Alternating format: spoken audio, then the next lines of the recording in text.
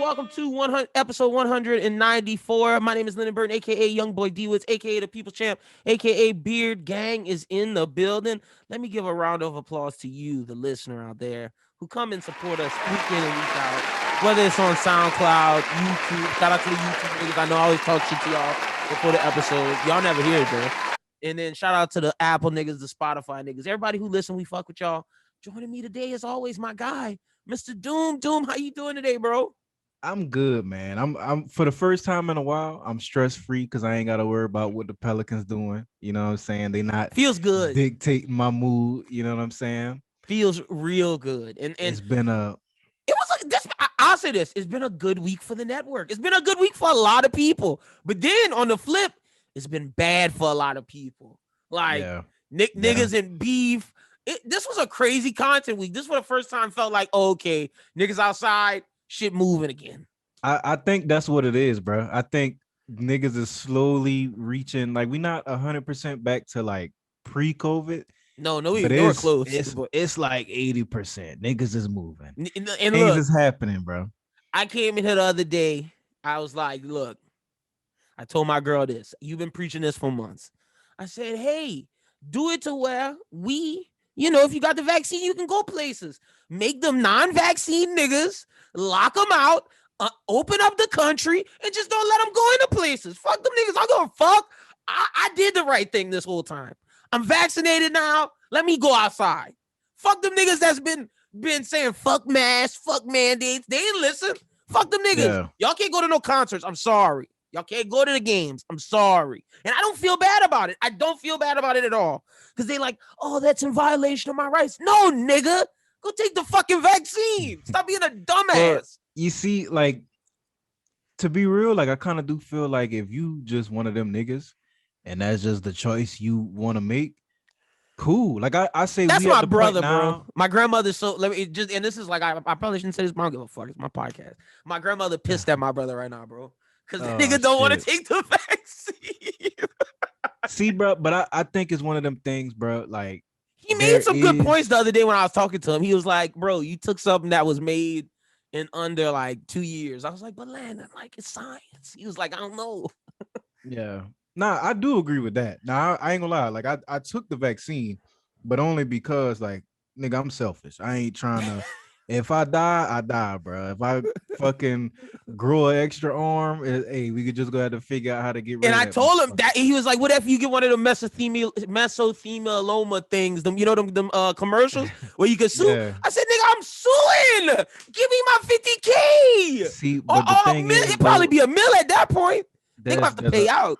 There's a lot of people, like, I follow a lot of interesting people on Twitter, and there are people that are a whole lot smarter than me, and they was listing a bunch of reasons why they wouldn't take it and why they think it's stupid, and you know what I'm saying? And I was feeling them, but I'm kind of at that point where it's like, nigga, I know what it's done just to my headspace to be like, I feel so much just like all the time. Like, yeah, I'm not stressing as much. Like, if I forget my mask, I feel bad because like I still should be wearing my mask, but like I feel safe in the streets now. I feel like I got a shield and a sword where other niggas just don't have nothing. Yeah. Well, see, this was my thing, bro, because today was like my first day in the streets with no mask. And I say no mask, but I wore my mask in there. And then, like, because I was going to the gym, and the gym is like pretty much the only place. But you took it off in there. Damn near every day. But my biggest complaint about the mask was like, it's cool when you lifting, like if you on the bench or you curling or something. You probably can't run with that shit. Really, bro, when you get on the treadmill with a fucking mask, that shit is it's bad, bro.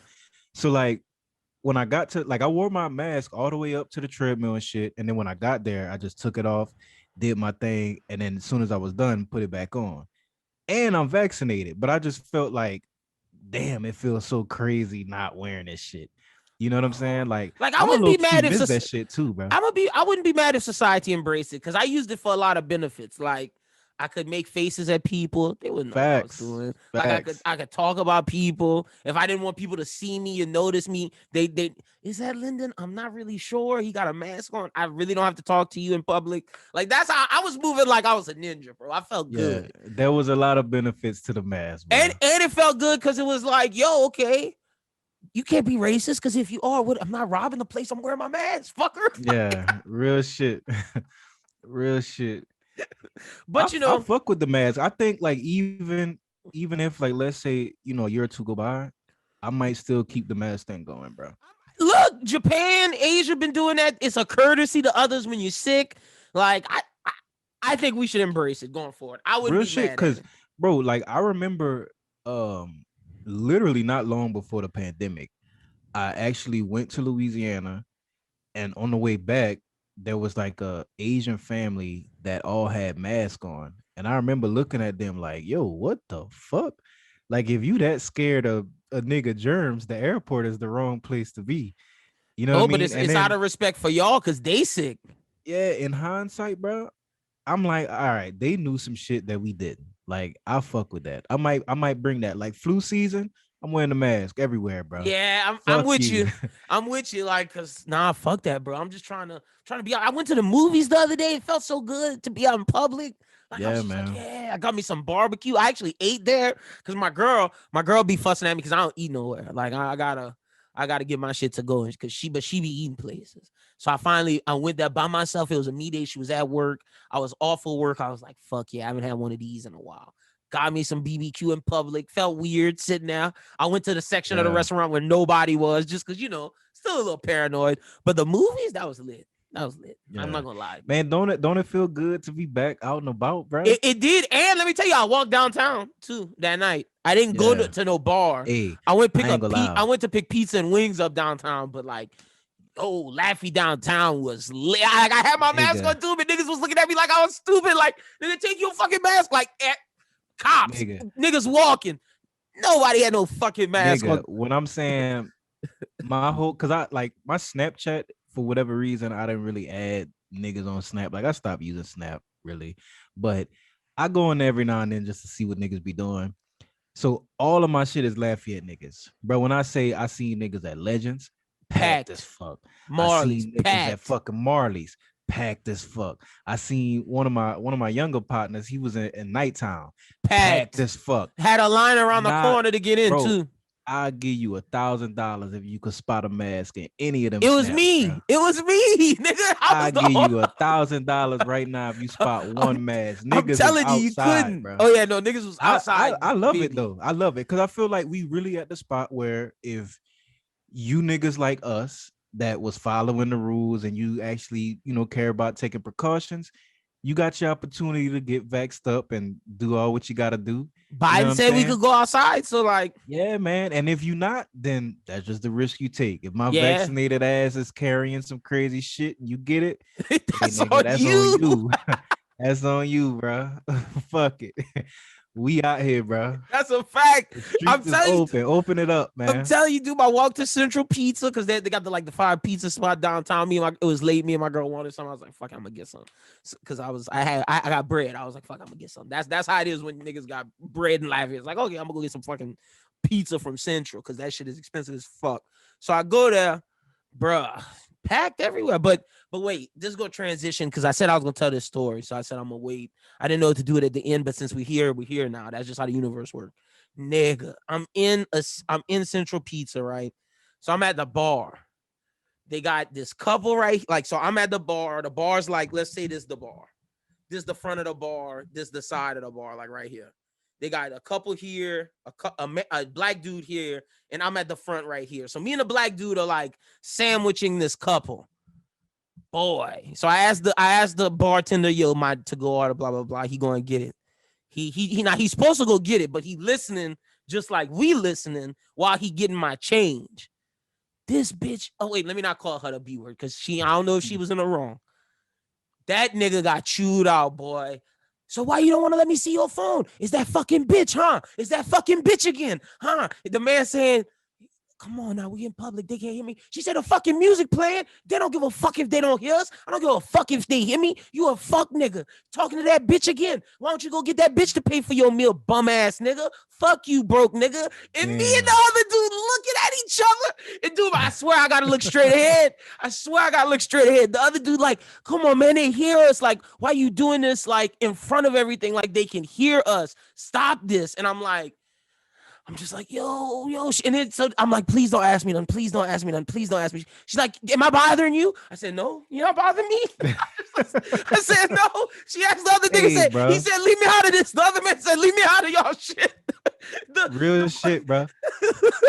Every nigga that done reached a certain level of maturity, bro, you know, in them situations, the best thing is mind your business, my nigga. I would have been like, look, hey, I don't even know what you talking about. I didn't hear shit. I said, look, that's what the other nigga was doing. So the bartender come, give me my change. He hit us. She scream at him, split the fucking checks. I'm not paying for this bum ass nigga. Make him go wash fucking dishes. He said, I got money. Don't worry about me, bitch. Bartender, he look at me. He's like, you gonna have to wait. I'm not going to get your food right now. I'm taking care of these people. Get them the fuck up out of here. And then we going. So she going to get the separate checks. They pay for it each. She take the drink, throw it on the nigga, then throw the glass on the ground, said, I'm going to my fucking house, throwing all your fucking clothes outside. The nigga look at me with just the most sad face. I felt so funny because I feel like he did what she said. Like he couldn't say nothing. He wasn't arguing back. Like that, he did it. If you just taking that shit, you did it, bro. He took all of it, dude. And he had to run after her because she ran after she threw that shit after him. Oh, that was she was about to leave that nigga, and it sounded like he actually was a broke ass nigga. He was scared she was about to leave his ass. He wouldn't have been able to call the Uber, no nut. Nigga would have been stuck. Nigga had to walk back to the crib, and all his clothes was gonna be outside. Crazy. Damn, crazy. Man, prayers for that nigga, man. That's why I brought this up. Like it was a shitty situation. I felt for him. Like I was like, damn, bro. You should have better methods. If you live in that way, you gotta be precautious living that way. Not saying I condone living that way, but if you live in that way, you gotta make sure you got like a security blanket under that. You can't be talking to nobody in your text messages. You can't be sliding in no DMs. You can't be doing. You gotta move. You gotta move with stealth. You gotta move. Especially if you got the one that's buying you the expensive ass pizza. You need to hold on to her, man. She wasn't an ugly girl too. That's the thing. I don't know. You know, niggas be doing dumb shit, bro. Like, let's talk about it. Why niggas be cheating with ugly bitches? I don't know, bro. I think niggas like Charlamagne be talking about it all the time. He call them little boys, like when he say the black men don't cheat shit. Mm-hmm. But it's kind of like it's real shit. It's like that. Like I feel like only niggas that need that stroke of their ego or try to fuck with like a lot of bitches to make them feel like they fire. That's not the shit that make me feel fire, bro. Like I could care less about that, bro. I feel like it's physical for some. Like I agree with you that they got them, but some of them I feel like it's what I said last week. Just go beat your shit. Like it's just a spur of the moment type situation. That'll help. But it sounded like he had a down female. If you got a female that's giving you consistent, like you can't fuck that over. Shit. You can just hit, and as soon as you get that nut off, you done shook back. You know what I'm saying? So it's in that, and that's the thing. Like when you got someone good, it's just like, oof, you can't fuck that up. Yeah, man. Speaking of niggas, go ahead. No, I was just about to say I hate like getting all soft, but if a nigga really got a solid little something, man, don't be fucking over no women, man. That's a fact, because that's how you create the women that we don't like, the toxic women. Yep. So but yeah, prayers to that nigga. Hope he all right, because she definitely said she was going to throw his clothes on the lawn. Like that's a fact. That's the last thing I heard. And I was like, I wanted to film it, dude. Might have went viral. That'll went viral. That was crazy. But like I didn't want her to get on me, because I wouldn't have been able to do shit. Like if she would have threw some water on me, I'd have felt played as fuck. Like so I just was leaving that alone. Yeah, fuck that. I would have looked. He looking straight up at the menu behind the counter. Like, we ain't see shit. We ain't heard shit. Nothing. See, I don't know how niggas record shit in those moments. Like, because the pressure could easily be turned to you. That's how I feel with fight vids. Like, if a nigga fighting a nigga and he see you recording, and he whipping his ass. How that pressure don't come to you? At least that's how it was when we was growing up. When you out in public and you say some foul shit to a nigga while they fighting or something going on, you get in that mix. Yeah, but we from a different, like we from a different shit, because it ain't like that everywhere, bro. Like I done seen shit where it's like niggas will just get to doing shit and it don't, like, the action don't be crazy. Like when I was in Lafayette, bro, like if some niggas started fighting, like you had to watch the situation because it could escalate to some crazy shit. Yeah, you gotta get the fuck out of there. Bro, I'm telling you, like when I was younger, like when we was like 18, 19 on a McKinley Strip and shit, they done had shit where it start off as a one-on-one. And if you're not careful, the whole street fight, niggas just hitting random niggas for no reason. Like you thought you was watching a fight, now you in a fight. You don't even know why you fighting. Why you hitting a nigga? That's why I don't fuck with that's why I don't fuck with public events in Lafayette. I told my girl I'm on guard. Anytime I'm downtown, I gotta be on guard. I done had seen what you talk about happen. Shots done rang out at concerts I done been at. Niggas done broke into every car in the fucking parking lot. Like niggas in Lafayette be doing wild shit. Like, yeah, bro. And I'm not trying to say like we the toughest place out. I'm just saying it's like wild here sometimes. And I'm not involved in none of that. I'm just a bystander. I'm definitely not saying we the toughest place either, but I know, like, I don't know if it's just like a culture thing or what it is. Like niggas in Lafayette, bro, it'll go from you think everything is nice, everybody cool, everybody have a good night. Yep. In a matter of 30 seconds, it'll be shots going off, nigga. You know what I'm saying? It like could go left at any moment, bro. And over anything. Like niggas will take stepping on somebody's shoes to a shootout, bro. You brought a perfect topic up. So I can't say no names, but I did ask. Okay, so I asked my girl, one of her friends told me this story.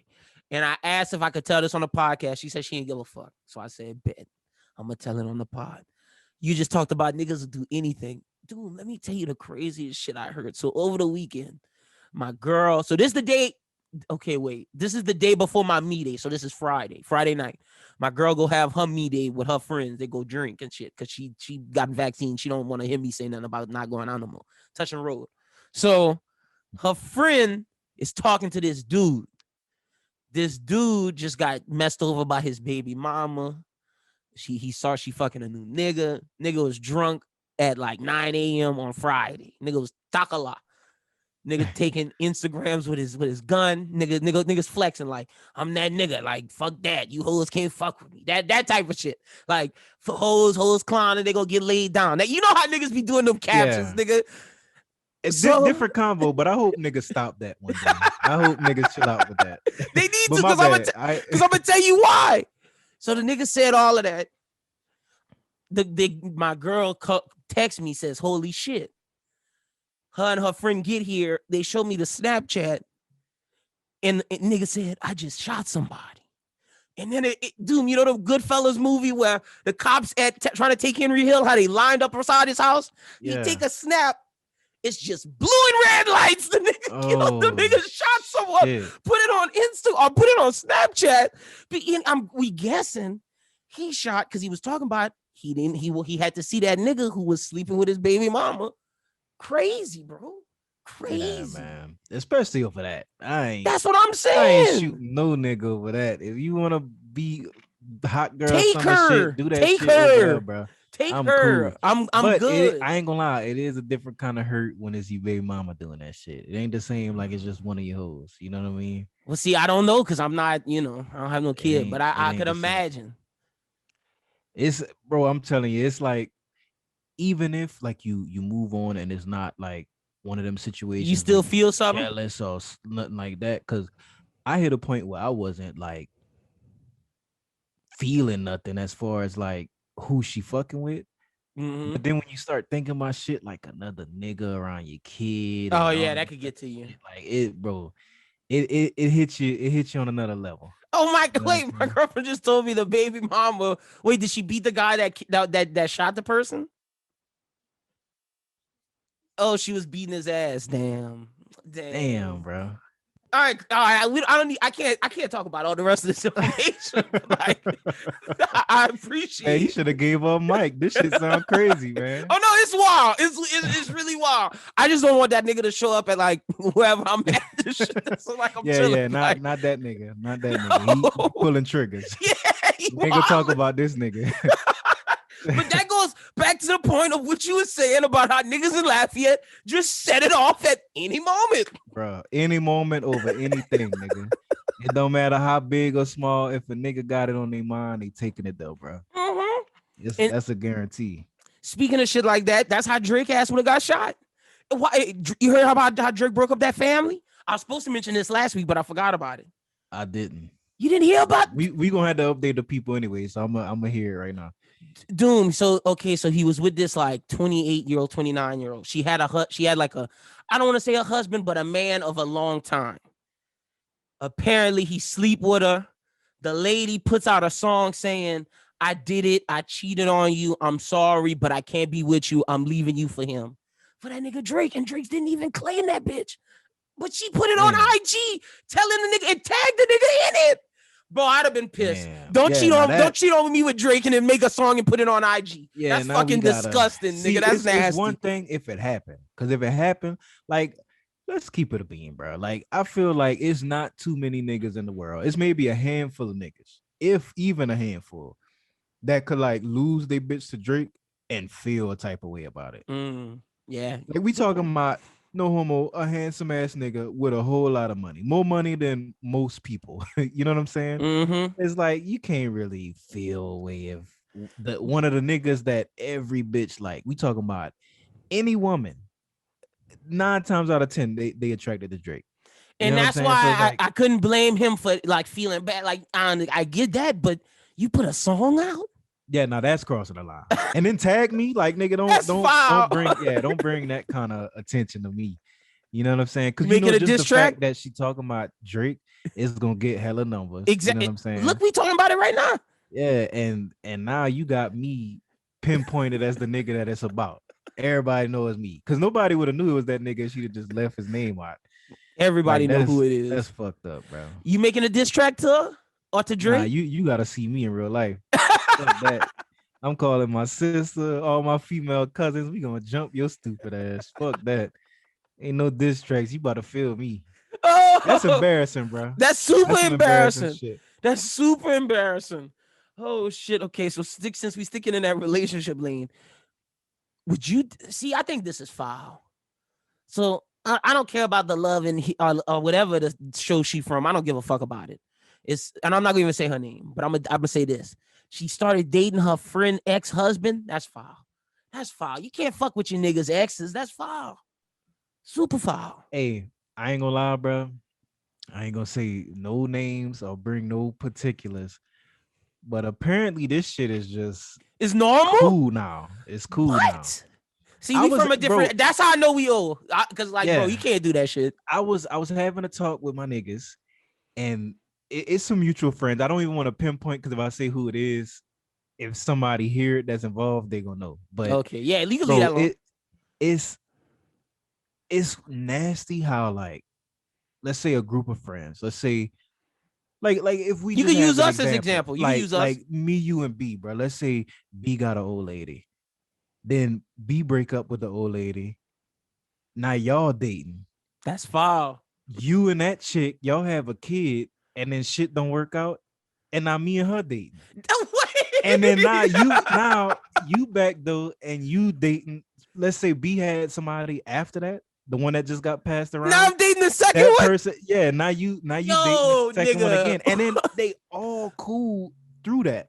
You know what I'm saying? Like nobody find no weird shit about it. Like they got babies with each other, exes and shit, and they like on some cult type shit where they. All the kids going to each other's house, they all together like one big ass family. And I'm like, yo, this is some weird nigga shit. I don't know what the fuck. Yeah, that's crazy. I don't know what the fuck going on. And this is people that like I know. Like there's not no shit I seen on social media. Like this is like my real life. People who I consider friends, you know what I'm saying? And they wilding. That's just some crazy shit. That's nuts. But no, I'm shell shocked. Like B should be pissed in that scenario because why we keep going to his ex? Yeah, bro. But and I just said that as an example. But No. sometimes, like let's say the chick that B was talking to, she made her way around a circle. It might be a new bill that you brought in the circle, and Now then it she went to making B her. after.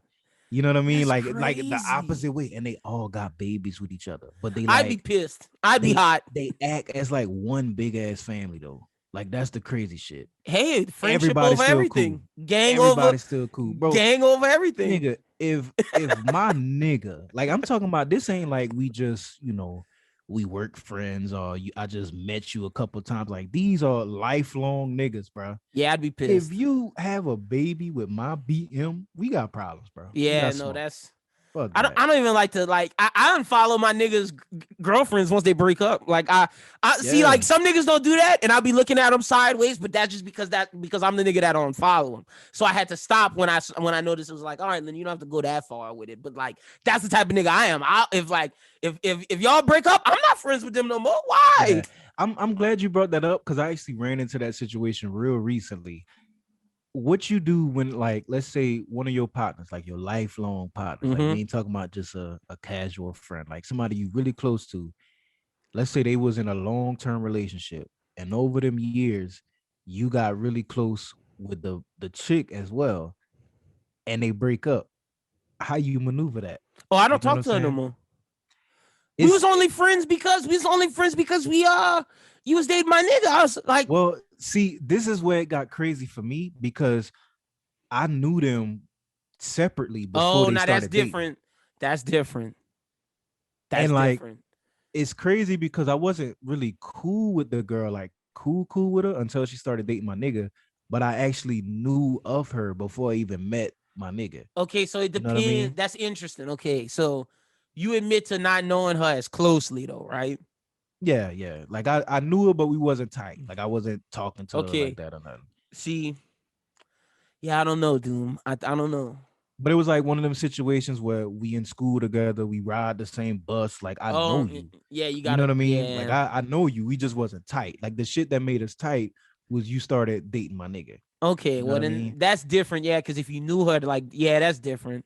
You could be friends with that person. Because like this was one of them situations where they've been dating for so long, like you just didn't, like they was married, bro. Like, yeah, you know what I'm saying? Like 10+ year relationship, and I knew both of them through the whole shit.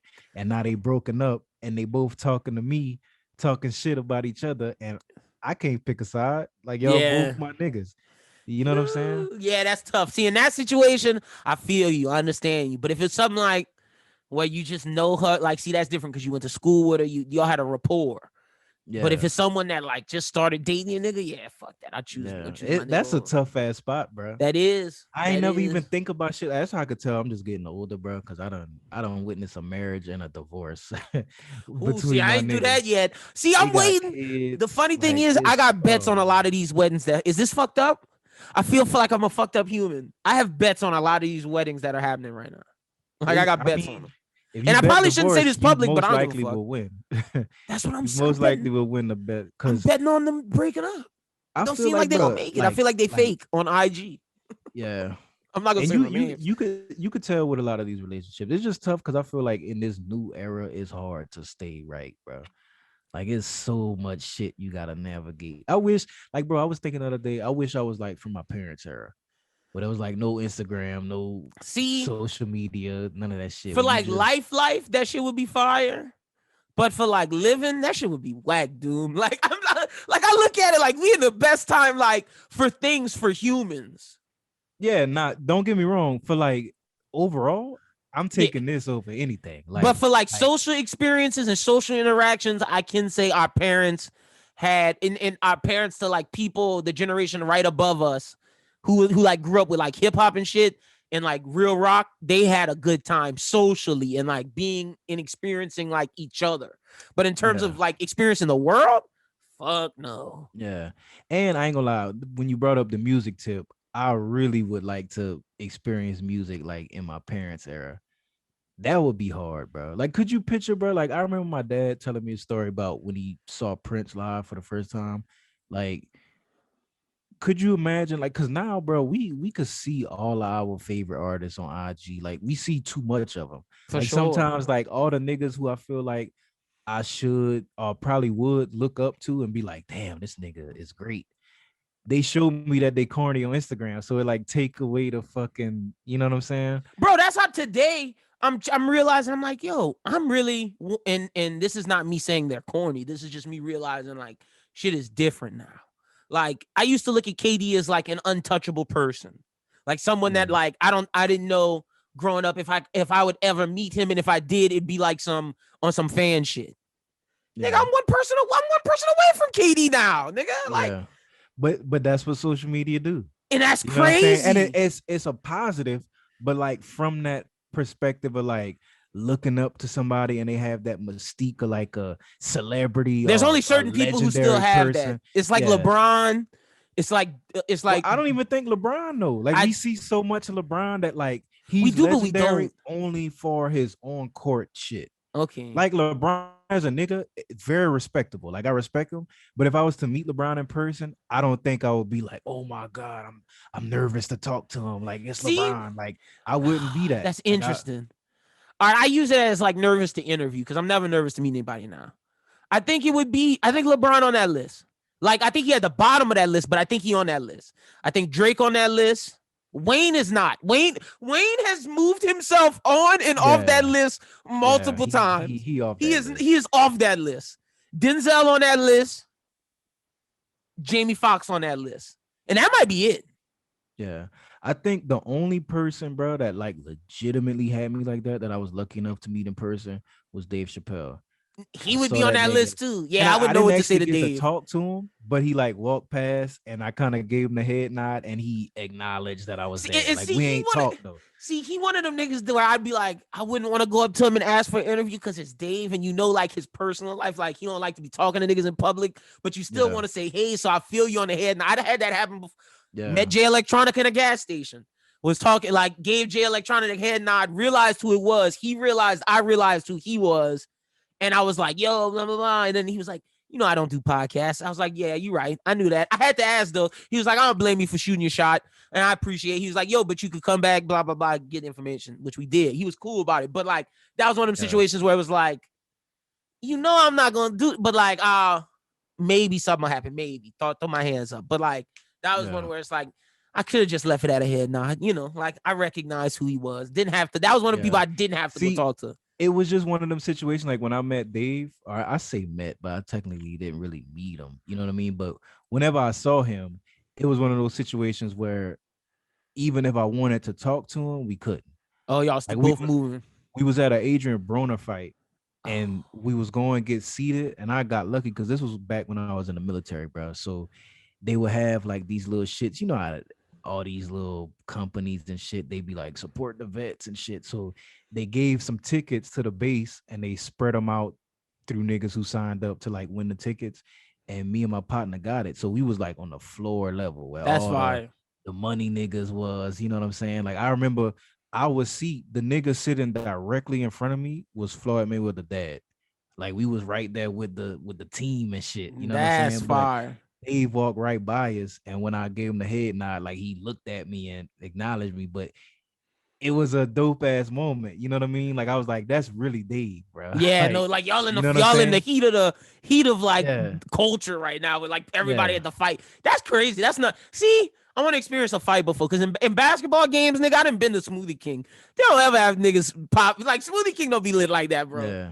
Smoothie King. But nah, you know how like when you watch the fight, in between the fights, they'll like pan the camera around to all the famous niggas sitting in the crowd. Like I was in the section where that's why I'm saying that shit is litty. You know it was crazy. That was a wild ass experience, bro. That's definitely. But wild. He was the only nigga out of all of them that I saw, and I was like, "Oh shit, that's Dave." You know he mean? fall like on that list. Yeah, he do. He definitely does. Does like Eddie Murphy fall on that list? I don't know. I think he would. You think just he because would? You don't see him, like he not a nigga that's on Instagram. Or, true. You know, he not just tweeting every day. True. I guess a lot of niggas that's like top tier celebrity. Like if I saw Kevin Hart, I don't know if I'd freak out. I'm gonna be honest. Yeah, I don't know. I don't think it would be dope to see him. I'd definitely try to talk to him, but I don't think I'd be like Nervous. starstruck. Fuck no. Like I legit felt starstruck looking at Dave. For real. See, I wonder if I 'cause feel he like was that with The literally Rock. in the flesh 2 feet away from me. So like seeing him, I was like, that is fucking crazy, nigga. That is Dave. You know what I'm saying? Yeah, no, that's wild. Okay, I'm trying to think of that's a good thing. Think of people that still have that mystique. Does The Rock have that? Even though The Rock tweets all the time, just because like you wouldn't know how big he is. That's like a big ass. I feel like I think his physically physical, he would yeah, probably, he would get me. and that's how certain basketball players who look skinny. That's why I think they lose some of their mystique because they look skinnier in real life, bro. When I saw how small, like, I don't want to keep using KD, but like, bro, KD was a twig when I saw him live. I was like, yo, this is nuts. All them niggas look regular, bro. The only one that looked like a superhuman is LeBron. Yeah. I remember going to the USA game and like everybody just looked regular. Like I remember watching them I forgot you in Vegas. That shit bro, was fire. I wish I could fucking go on the court and hoop with these niggas because obviously they way better than me, but on TV it just looked like, damn, these niggas is fucking superstars. But they was just hooping, you know what I mean? Like, look, and they not really that crazy. Like, obviously the White Howard ass niggas is like physically imposing, but I was looking at niggas like Devin Booker and Tyler Eulis. Oh yeah, skinny niggas. Like, it was just some regular niggas, bro. Like basketball, definitely. Like when you see a football nigga in real life, them niggas look different. Them niggas, now that's some monsters. That's like some for real. Yo, like when I'm around my brother's teammates, them niggas' hands are the size of my fucking face, and I'm like, yo, you niggas, who do you niggas eating? Yeah, that's crazy, bro. I wish I could have been one of them niggas, bro. That'd have been lit. If I could have been an athlete, bro, I feel like that would be one of the hardest professions to have. Like just dope. It was fun while it got to the collegiate level. It was fun while it lasted. Yeah. Sad when I saw it go. That's the thing. Them niggas never have to say bye to it. I ain't even play high school. Like when I was in high school, freshman year, bro, I played football. We had one practice. Them niggas was hitting the fuck out me, and the coach told me I was small as fuck. I was like, you know what? This ain't for me. This ain't the route I'm gonna go. Quit that shit. But I love sports though. Like really a sports head. You are. That's a fact. That's a fact. Play it. But all right, let's see. I like that direction where we went. All right, so we took care of that. Would you have 7 kids? So a 25-year-old Malayan woman gave birth to 9 babies, 5 girls, 4 boys. She only expected 7. It was a world record all at once. 9 babies. Bow. Crazy than Octomom. At once. Oh shit, that's different. At once, hell no. Nigga, that's nuts. Hell no. I feel like if I was financially able to, you having an army, I would have 9 kids. That would be hard. That's nuts to me. I think that would be dope. You gotta have you gotta have crazy money. You can't even be like upper middle class millionaire, like a doctor, a lawyer type shit. You can't even be like a upper middle class millionaire, like with like multiple business. You gotta be like a multi-millionaire for like 9 kids. Yeah, that's what I mean. Like I would have to be like, I'm talking so financially good that I could hire somebody full time to help out. Yeah, and then like when you do the will, everybody freaking out who didn't get nothing. Like that's like crazy. Yeah, okay. Ooh, I'm 2, nigga. I count I tell every person I'm with. Me and my girl right now, she accepts this. 2. I just want 2. That's it, max. Yeah, 2 is hard. I got 1. 1 is like it's a lot, bro. I could imagine. That's why I say 9. I would have to be in a spot where 1, I was so financially good. Like I had to be like living off investments or some shit. Like I think the older I get, the more I realize like it's really important, not just being able to financially provide for them, but like being able to provide in time. You know what I'm saying? Like that's the struggle that I'm having now. Cause obviously I ain't there yet. So it's like all the shit that I'm trying to do is pulling my time away. And she getting to that age where it's like, yo, I need to be every day. I need to be there. You know what I'm saying? Yeah. So if I wanted 9, I'd have to have a lot of money. But I would definitely want 9. Like if you know, if the opportunity came up, you a wild nigga, man. I would want 9. That's hard, bro. Well, they did say we supposed to be, we supposed to multiply. So she multiplying. That's crazy. 9 at one time. I feel at one time, no, hell no. That's too nuts. crazy, bro. You gotta have people that with you all the time. Like you and your husband cannot take care of 9 children at one time. My You gotta have your cousin, mama and like a nanny there. Like that's crazy. bro, I'm telling you, like, picture my cousin. He just recently had a kid, and she not even like newborn no more. She a small kid. You know what I'm Mm-hmm. saying? Like super young, maybe a year and a half, 2 years old type shit. Um, we be on Xbox and shit playing, bro. We can't even get through the first quarter of the 2K game. His kid just going crazy. Like, just picture that times nine. Like nine of them little motherfuckers running around. That's tough. I'm not with that. No, That's tough, sir. bro. No, sir. No, sir. All right. All right. So, all right. Where we going? We going to drama or we going to music next? Because I'm hype on music, but we could get the drama out the way. Yeah, let's go ahead and knock that out. Yo, the pod. Okay, first off, it wasn't just one podcast. There was multiple podcasts in drama. The Mano podcast, basically, B. Elliot Wilson, partner on Rap Radar, went on the Mano podcast. Was basically Mano was like, "Why you don't support my shit? You supposed to be my friend." And B. was like, "Nigga, your shit was trash." And like said that to his face. And Mano got so upset. Shit, dude, that shit went viral. It would have been. Where the fuck do I be? I didn't see that. I guess I was so tied up in the other drama, I didn't even notice that shit was going on. It went under the radar. It was after like I had saw everything with the other situation. I was like, oh, this went on. It would have been a crazy moment if it wasn't for what everything else that happened. So then we get the whole Joe Budden. They really broke up, dude. And we speculated that it wasn't real, that it was a rollout. Oh no, this was real. But it was over dumb shit though. Yeah, see, and that's why I said it wasn't real, because when they came back, it didn't make sense. And I was right on that part about them coming back didn't make sense. Like, I feel like if they had a real fallout, it would have, like, to the point where they like, all right, we ain't recording together. That's to me like the telltale that it's like past the point of no return. But when they came back and then they attempted to just act like shit was smooth, I was like, all right, that's a rollout. It ain't no way they just came back and but it makes sense now, because when I was like, yo, Maul didn't say nothing for 30 minutes. Like, nigga was pissed. Like, like Rory tried to fake the funk, and you could kind of believe him, but like, see, and what's fucked up is the way Joe painted Rory. It made me think like he was faking, but he was the only genuine nigga in the whole situation. And that's the next thing I was about to say. Shout out Delta D's. He another Joe Budden podcast fan. He been talking to me like this whole time. Joe tried to spin the media game real well. And Joe tried to spin it so well that people were believing him for a moment. And all it took was the truth bomb of Rory and Maul to turn the tides against other people. Because I was, when it first happened, I was like, oh, Jonah wrong. But then after the academics video, me, you, and Chris are talking, y'all convinced me. I was like, all right, maybe they being, maybe they being selfish. Maybe they being ungrateful for what he doing. They aren't partners in the sense of they work for him. They get a check. He paying them more than he's supposed to. All right, maybe they in the wrong. But then it comes out that like these niggas have a percentage deal and this nigga don't want to show them what's on their percentage and their money's going out. It's like, Joe, you doing some slimy shit? What? Yeah.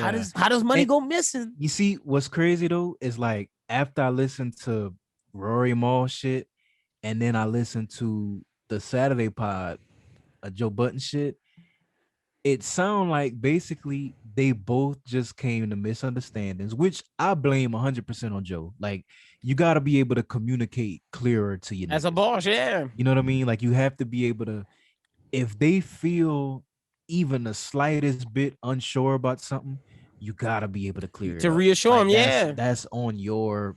Especially because they have the right to know. That's the thing. Yeah. Now the thing that Joe said, I agree with, and I don't put all the blame on him, because like the way he explained it was, it would be like if me and you, we go into business together and you like, bro, we niggas, like, I wouldn't play you. I can prove to you that I'm not playing you. But the only way to do that is if we do like a formal audit, take this shit to court. And if we go to that point, it fuck everything up for it. Does. Like you basically telling me by saying you want to go this far with it that you don't trust me. You know what I'm saying? And that shit, especially when it's like your close niggas, it's hurt. Yeah, no, it feel away from that. But the thing is, to avoid all of that, all you gotta do is show the books. To avoid. But I think that's what Joe was saying, is because Joe was saying how I guess the numbers that he provided to him was kind of like, this is what we have as the unofficial record. But if it don't But add up, right, and that's what they said. There was a $400,000 mistake. So I guess whatever numbers were provided on a little statement from the was accounting wrong. firm was wrong. But Joe was saying, like, look, nigga, you gotta trust me. That shit wasn't the real error. Like the numbers that was provided just got a little fucked up, but I can guarantee you, I'm not playing you behind the scenes. And the only way that we can prove that it's not is the official audit. And if you take me to court, we done. Yeah, You know no, what I mean? I feel that. I do feel that. But like you saying, he got to do a better job of communicating then, because like you But can't. I do think they tied his hands whenever he said, like, look, we can't afford to do this right now. Like we still in the trenches. You know what I mean? Like it's like we gotta keep moving. And I think what they think was they had hit a point where they was like, all right, nigga, we ain't doing nothing until you show us these fucking numbers. And I could feel him because like you doing everything and they find like, bro, that's like if okay, so we get a deal and y'all niggas find out on the show. What type of shit is that? You can't do that. Especially if you have a percentage of this show. You can't do no shit like that. That definitely changed my outlook on it. Because for a while they just looked like some whiny ass niggas when they was just complaining about money. But when you say like, if before shit even started popping, we agreed like, all right, let's you Joe, so you might get 60, but me and Maul get 20 and 20.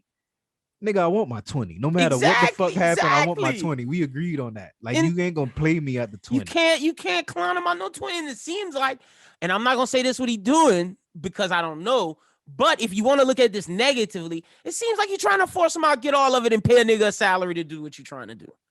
Yeah, and I mean that's what everybody's saying. I think what they was getting at on the interview was the 20% for a while was what Joe felt they value was.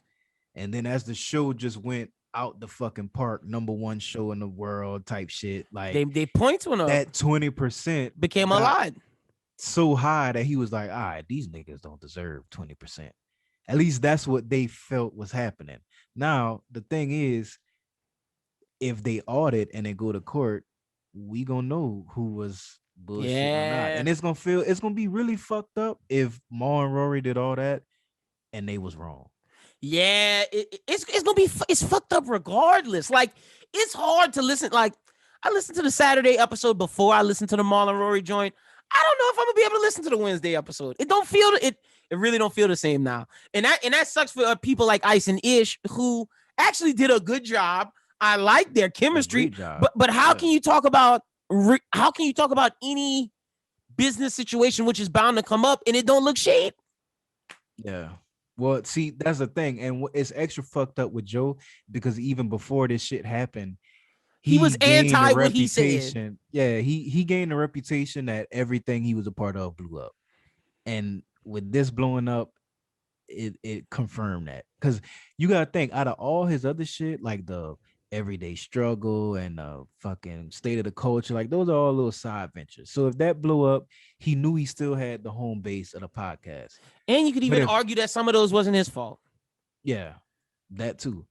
But it's like, if the podcast go, then man, you really blew up everything that you touch. Cause that was his rebrand. That was, I feel like he wouldn't have even gotten the state of the culture shit if it wasn't for the podcast as big as it was. No, yeah, that and everyday struggle, that's what gets you state of the culture. And then imagine if you're Karen Civil and Mandy, like the two different girl pods, you got to feel a type of way too. Yeah.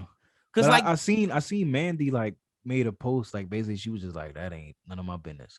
Because I feel like the business is good for everybody else. That's what kind of make me look at them side eye, because I feel Rory and Mal, bro. Like I don't think they wrong in doing what they did.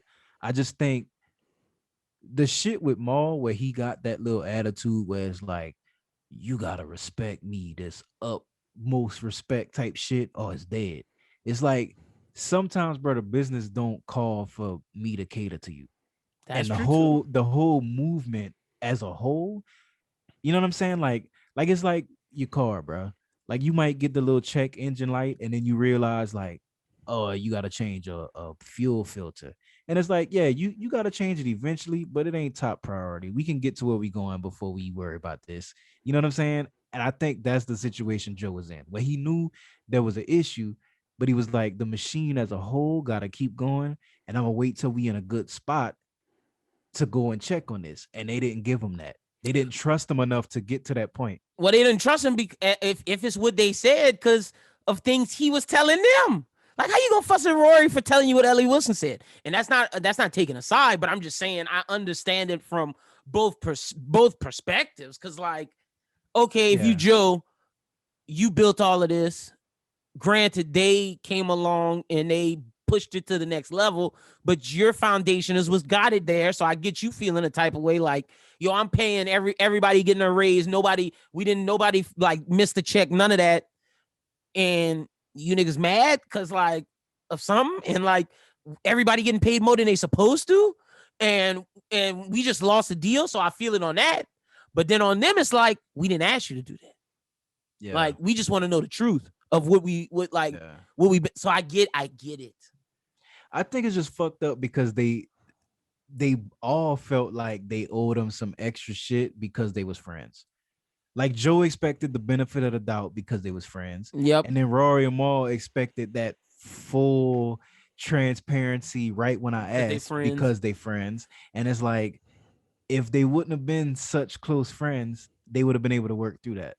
You know what I mean? Because like, and that's why Park said everybody wrong. Yeah. He was right about that. Like, they all wrong. Like, they all played a part. And I think the only thing is, if Mal and Rory like brought it to this level and then they right, then it's like, all right, all the blame on Joe. But I don't know if they right. You know what I mean? Because it's just like, my thing is, I feel like if Joe was really like hiding numbers on the books and shit, he wouldn't be as transparent. Like, the nigga went live talking about it. But the live didn't look good. I'm gonna be honest with you. I watched the live. I stopped the Rory and Mal interview to watch the live with him with his designer 3D glasses, nigga. Yeah. That shit did not look good. That shit was like. But I think he was just sad though. Like, I feel like if you nervous that you in some legal shit, you just not gonna talk about it at all. That's true. Like, and he been very vocal about talking about how he hasn't been hiding shit. He's spoken on his platform that the issue was accounting.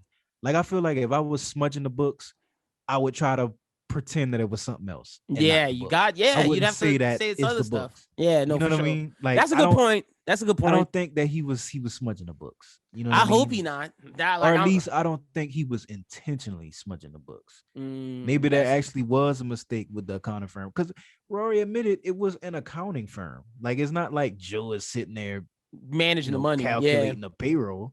You know what I'm saying? It's a firm. That's true. So we're gonna have to see how this play out. But their pod is done now to me. Like, there's no going back. Like, I don't see them reconnecting. Because that was like the only pod I really rolled behind. Weekly, yeah, me too. Like, I fell off on. I used to listen to a lot of shows. Fell off on all of them. That was the only one that like I consistently listened to every time it dropped. Like, everything else I fell off of. But yeah, sad to see it go. I was a fan. I was a real fan. It's tough, man, because I watched the fucking the Rory and Mal shit. I paid my $2. Yeah, I did too, bro. And at the end, they played the fucking new Rory and Mal tag, and I was like, "Damn, I'm gonna never hear that shit again." And even if they do a pod, I don't know if I'd fuck with it. Yeah, I don't think it's just not the same though. Because they can say what they want to say. You need Joe in the they equation. They do need Joe in the equation, bro. I'm sorry. Like, they dope as fuck, and I think that Joe pod the same way. It won't be as big, no way. Rory and Mal, but Joe can still have a somewhat success. It'll be a different dynamic, but Joe can still go and have some success. Now, Rory and Mal, I don't know if I'm showing up every week to listen to Rory and Mal. No, me neither. I can tell you I'm not. Just to keep it a bean. Yeah, no, that's a fact. Also, if I'm Mal, I don't know about Rory, because Rory might have did some shit. But see, if I'm Mal, I'm going fuck academics up, boy. Oh You no, got to. you got to. Yeah, no, bro. You got to. You think Joe paid academics to say what he did to try to stir the narrative? That's just me being like super spicy. I don't think so. But and academics did come out and admit that he was wrong. Like he was wrong about their deal if what they're saying is true. And he did. Yeah. Academics did admit if what they're saying is true, Joe wrong. I watched that video today. Well, that's the thing. I think everybody can agree. And I think the only thing, the problem is, which is why I cut Joe some slack, is because Joe agrees as well. But he was saying, like, nigga, you should know because we niggas that I would never do that to you. Yeah. And the only way to prove it is to make it so nasty that we can't fuck with each other no more. You know what I mean? Yeah, that's a fuck situation. It's tough. I do feel that Maul in his response was responding more to academics than Joe. But I might believe that Maul thinks academics was speaking for Joe because the way he was phrasing it, he was talking to Joe about all the shit. Yeah, but that academic said. But Joe been saying that he said they thought he was leaking all kind of information to Act.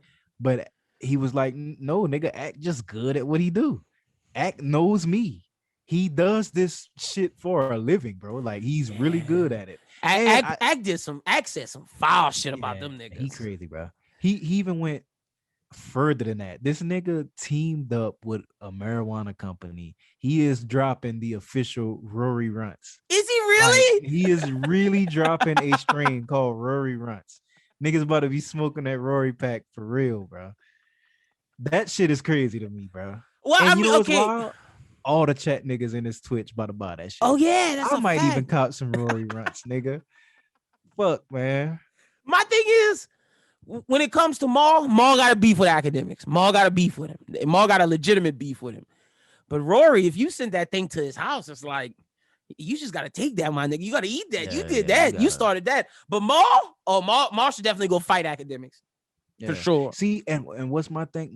My problem with the whole situation is I feel like if Rory never pull up on academics, none of this happened. We would not be here. We would not be here, bro. Because that was the only thing making these niggas feel self-conscious enough to blow it to a point where it was like too crazy. The streets, the internet, crazy. Like Rory even said, like, nigga, I was still cool with not checking the books until you just kept refusing to show me. But I think the only thing pushing him was Act every single day for months, calling these niggas employees, calling them ruining his marriage. You know what I'm saying? Like starting up all the shit with his old lady. Like it was making niggas on edge. And then he said Joe was saying jokes. Joe was probably saying jokes about him losing his old lady on the show. And I can remember moments where Joe said some spicy shit that niggas is like, what that mean? And you remember me and you talk about this about, are we looking too deep into it? This tells me that we never looking too deep into things. These niggas, it really be like what we think sometimes. It really does. Real like, shit. But he definitely was doing that. You could tell because I really do believe like Rory not that kind of nigga to where he just going on the show bringing smoke to Joe. Like it was like, and I feel bad that I believed what I did about Rory before his new video. I feel bad about that because I was believing academics for a second. Me too, bro. Because he convinced him, bro. He was. Act is a wild nigga, but he is entertaining as fuck. And when you listen to somebody entertain you just spouting off crazy shit, it's easy to start rolling with. He's spouting off half truths with lie. Let me not say lie. Yeah. He's spouting off half truths with showmanship and entertainment value with the other shit. Like it's true Rory sent that shit to his house, but like all the other shit might not have been true. Yeah. And it was fucked up because you could tell Maul was really hot about that. Oh, that's what he was mad about. That nigga was hot. That's what he was mad about. He was like, oh no, you're not about to make it seem like I was homeless and you did me no favor. And he wasn't responding to Joe. He was responding to academics. And that's why I was like, oh, this shit done. Yeah. Like it's over with. Yeah. Crazy. You let that nigga academics in everything. When me and you linked up, I would debate that I had more money than you at that point. That was like rapper Joe.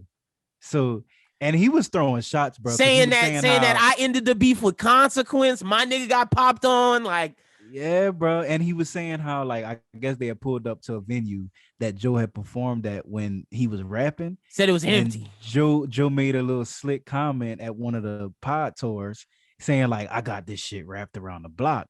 And Maul was like, nah, nigga, they not here for just you, nigga. I was here when you performed here, and you ain't had this shit And then Joe nearly would go wrapped around post the some block. pictures of when he was performing there, body being Yeah. packed. Like this was nasty, bro. All of this was nasty. It was just crazy. But I do think that Maul is right that a lot of this shit is Joe is so obsessive over it because he feel like it's filling in Finally the gap happening. for what his rap shit didn't do. Yeah.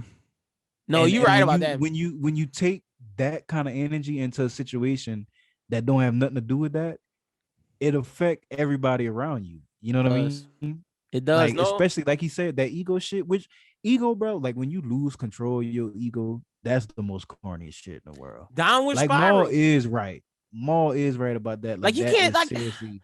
And I go back to what I will always tell you. Like, how you gonna say that to them? Like, how? Anytime something happens with this, I thank y'all. I gotta thank y'all. He wouldn't be shit without them. Like, I understand you're a rapper, but like, bro, they're the people that was with you when you got the Spotify deal. Oh, it's just like, especially you can't say to that. A nigga that's like been with you when you your best friend. Like a nigga that really went sit in a jail cell with you. Maul said he got him features, got him shows, like. You can't say that. You can't do that, man. You can't do that. But I think because Joe did admit that a lot of the shit he said was foul, but he was saying that a lot of it was coming from a place of anger and hurt. Hurt. And then Maul was coming from a place of anger and hurt. Everybody was. Yeah, he was saying that like you, except like maybe Rory was talking about with how he was like talking to Joe, but responding to Act. It's like that's what Joe was doing. He was like talking to them, but he really responding to all the niggas on Twitter that's coming with the crazy comments and all the people that he know in the industry that's responding and talking. That's one to see him fail. That's like, another thing of this. That's like them niggas sick for that, boy. Let me tell y'all, y'all niggas was ready to kick this nigga when he was down. And I'm not gonna say no names, but it was a lot of them. It was a lot. Bro, Kevin Hart released something about this. Yeah, bro. Right when it happened and Act went live that first time, this nigga Schultz was in the chat. They some clowns, bro. They are some. You saw the no podcast picture with nobody. Them niggas is some fools, bro. Yeah, bro. It is bad. Like, and I don't know why. Cause I really do like. And I was saying this in our group chat. I support Joe's vision on what shit should be like for creators like us. And that's why I fuck with his pod. Not that I agree with his takes or that he the most entertaining nigga. It's just I really see that he got like a life mission that he like trying to make the space better for creators. Yeah. And that's important. Because I really do think that like in 20, 30 years, bro, it ain't gonna be like as far as like what you could do for work, it's not gonna be the same as now. Like we're gonna have shit, we already got it. Robots checking niggas out at the grocery store. Fact. Like this is gonna be the space, you know what I mean? And I think it's really important that people fight the fight of creators having a fair shot. And Joe is one of the few people doing that. You know what I'm saying? And he in the top position to actually make the biggest impact in that fight. So I support what Joe do. So the fact that it's like niggas like Charlemagne and all these people like celebrating the L, it look away. I'm not saying that they wrong, but it look away. It looked from everybody from Ebro to Kevin Hart to niggas was ready for this. And like, it just, like you said, I'm not going to say they right or wrong, but it definitely looked away. Like 1000%. It don't look good, bro. Cause I'm saying, even if it's something that you don't really care about, that it don't affect you. Cause obviously these niggas got money. Like it looked like you wishing on their downfall. That's what it looked like. That. And you should at least give a fuck enough about the fight that he's having to not try to tear it down. You know, that's why I gotta say respect to Elliot Wilson and BWT. They don't do no shit like that. They don't do no shit like that. It's just it's certain ones who in that spot, just like damn. But also those niggas directly had relationships. And that's why also you can't say nothing about Charlemagne, because Maul did say he wished on the downfall of the Breakfast Club, said them niggas would be over in 3 years. So like they do, like the Breakfast Club to me has a gripe. Yeah, but I mean, this was like when that shit happened, they already had like some little spice between them. And the conversation where he said that was when Charlemagne contract was expiring. and he was like, he don't think he didn't see a reason for Charlemagne to go back to iHeart when he built such a brand that is Charlemagne. You know what I mean? And Like I didn't think it was offensive, just like I didn't think what Rory and Maul said about Ack was offensive. But them niggas took it offensive. You can't like, and it goes back to what Crystal was saying about how you can't expect to see how someone responds to what you say. You can't say when someone gets offended or not. Yeah, I do think that Ack reaction was extreme though. It was it was unnecessary. Bro. I'm not gonna even say it was extreme. It was unnecessary. But Rory did put that shit in his house. Yeah. And granted, that definitely did deserve a reaction. But this nigga created a whole recurring Twitch show around Rory and Maul. Like going in on these niggas. That's a fact. He would Maul gotta whoop his ass. I'm telling you, up until recently, it wasn't really that wild. But like Act really created the whole narrative up until Rory and Maul released their little video. Which was nasty as fuck because Alex Media shot that, which is when you said that, that's who shoots Schultz and Charlemagne shit for the listeners that don't know. Super nasty. They ran to it's all bad, bro. It's all it just look away. It just look away. I go back to what I said the first time about how all these niggas too old for all of this. They all too old for all of this. It's too much money out there for all of these niggas to be acting like this. Crazy. They acting like high school kids, man. That's how it's nuts. It's just nasty on their part because the way that I see it is like them niggas was so happy that it fell. They was like, not only are we gonna celebrate the failure, but hey, we gonna shoot y'all shit. If y'all need to fucking talk shit about this nigga and get y'all shit off. We got y'all. This nigga whole shit.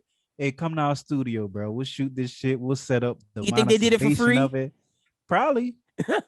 They probably did it for like some kind of split on that little money on that $2 shit. Yeah, whatever platform that was, which was dope. Vimeo, but like that was dope. You fucked with that. You fucked with that. We're gonna have to talk about that because I just don't like how the app kept closed and I couldn't turn it sideways. They had issues with it. Oh, my shit just cast to the screen. But I'm talking about I was like driving and I was playing this shit. Yeah, like if you just on mobile, they had issues. Yeah, all right. Yeah, I didn't watch on mobile. I had like the Google TV, so I just cast it to my shit and watched it, and it was like crispy. Some niggas was in the comments was like, "Joe need to hit Alex up, see what kind of cameras he used." I ain't never seen Rory hairline like this, which is true. I didn't even know Rory had that shit. That shit was crispy as fuck. All that shit was nasty, bro. Super, super nasty. But all right, now that the drama shit over with, let's get to the music.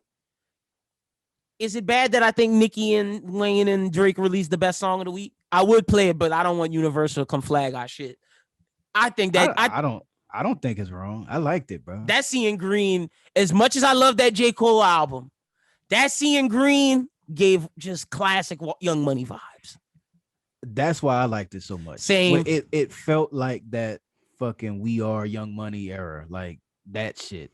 But and updated. That was the hardest Wayne I've heard in years. That's what I said. And Pharaoh said the only other time he remembered was the Wayne on the Benny the Butcher shit, which was hard. But like this was, I was like, oh shit, Wayne back. Yeah. Like this is the first time in a long time where it could be questioned. Who won the song between Wayne and Drake? Before, for the like last couple of 2-3 years, it's been, oh, well, Drake washed that nigga. But this time it's like Wayne might have won. Yeah, I hope that this is like an indicator that he coming back. Hopefully this is an indicator that they all working together again. Yeah. Because Drake went on Nicki Live. They look cool again. Look like all the beef has been buried. Yeah, which I think that was like a promo thing. I never read too much into that type. But he didn't do that. Well, but I can say this though, he didn't do that shit before.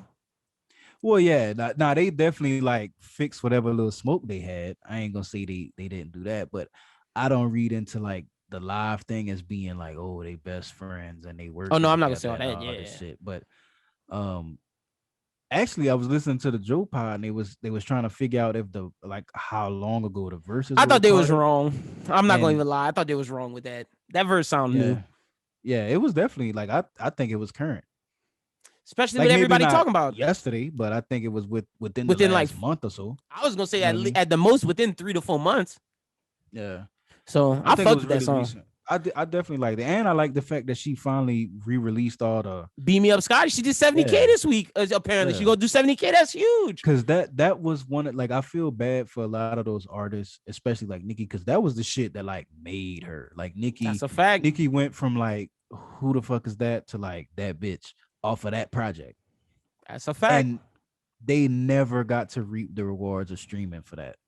Like all the new artists, as soon as they drop, you could drop a little bullshit. You drop 4 songs, 2 songs, and that's going, like, think about all the money she missed out on if that would have been streaming as long as streaming was out. So I'm like that. That's a big win for people like Nicki. I'm happy that she got to release that. So and then she gave us the new track. So shout out to her, bro. Shout out to her. Shout out to everything they doing over there. That was fire. I like seeing all of that. Now let's get to J. Cole. Is this the best J. Cole album yet?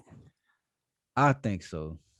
I didn't want to be recent and say it, but like I like this album a lot.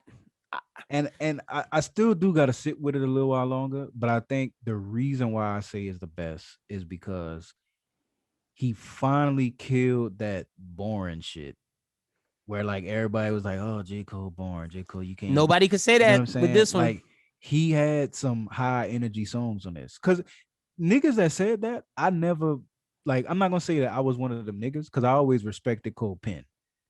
But the reason why he wouldn't make my rotation like some other artists, because nigga, I ain't in that little somber, chill mood all the time. All the time, yeah. The only project I would listen to was 2014 Forest Hills Drive, and it had to be like a feeling, like I'm driving, I want to listen to that. But I'm with you. I wasn't one of the people that said the boring thing, but like this is different. You start the album with Cam and Young in the East Side Boys and Lil Jon with 95 South. Yeah, that 95 South was crazy. Like Super when I listened to that, I was like, all right, if he leading it off like this gonna be a solid ass song. You go into A. Marie, which is hard, and then the 21 and J. Cole feature. 21 went so crazy, bro. So crazy. That was nuts. I like their collaboration. Super dope. You get Applying Pressure, another hard one, punching the clock. He giving you his somber shit, but still at a high rapping clip.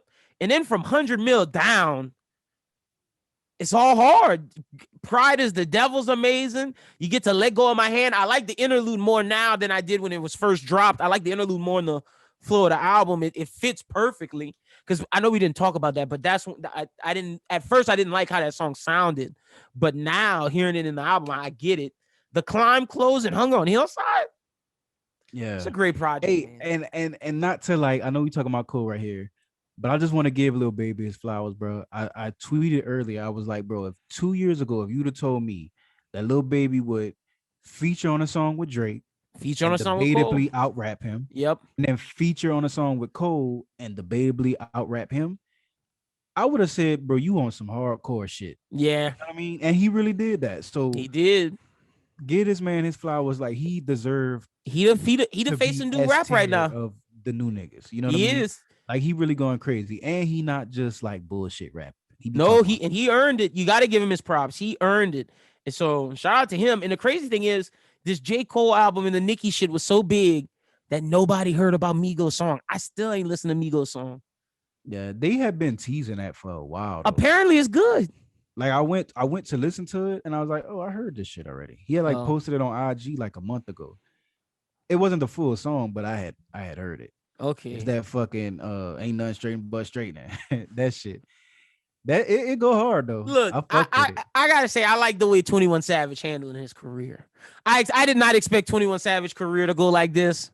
And I like how he doing his stuff. I'm not gonna lie, I'm a 21 fan. You know what's crazy too? I noticed his like the trajectory of his career went up after the first collab with Cole. I forget the name of the song. What was it? It was on Revenge of the Dreamer. Yeah. A lot. That was the one. Like once he collabed with Cole. That and the Morgan Freeman shit. Yeah. I feel like they had which Cole actually talked about it before, was he was saying how much he didn't expect to relate to 21 Savage, and they actually became cool. Like he was talking about how like 21 had brought his son in the studio while he did the verse, and like he wasn't what you would expect from 21 Savage to be, and they became cool. You know what I'm saying? So I think a lot of it was they both got to learn from each other. I think 21 helped out Cole too, sonically. Definitely did. He Because he definitely moved did. he moved to some different shit that I didn't expect from Cole after that. You know what I mean? And I like it from both of them, man. I gotta give them their props. But I'm just saying, like, seeing where Migos is still making similar music. That's why I'm saying the thing about 21. Like, straightening song sound like a typical Migos song. I think the next time we hear from 21 Savage, it's not gonna sound like a typical 21 Savage like song when he first dropped. Yeah. I don't think I he hope makes that so. music anymore. I'm just a little curious on if he can get to that point without Cole. But he definitely showed the fact that he got the pen ability. I think he just don't did know with if the Morgan Freeman joint with Metro. I thought that shit was hard. Savage Life too. yeah, it was hard as fuck. Like, don't get me wrong, he hard, but I think the level that he went on that, Oh, it's like, different. just sonically with the beat, with the content of what he was talking about. I don't know if he get there without Cole. That's true. I could concede that one. Just have to give him his props. And like you said, Lil Baby is definitely the leader of the new school. That's a fact. He earned it. You got to give it to him.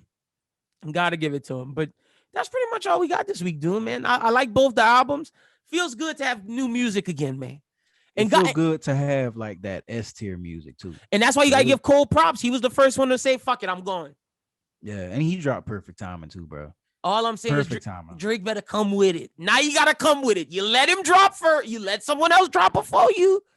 Now you got to come with it. He's going to have to let the fire sizzle down a little bit, because if he dropped like within the next couple weeks and that shit not living up to that, hey, he gonna hear from a lot of niggas, because you already had us waiting way past. That's why it's gotta be a. But let me say this in his defense, I haven't heard of like, and let me be careful how I say this. Before Drake albums, in the features, you might get some bad verses. Is that correct? Yeah. When's the last time we heard a bad Drake verse?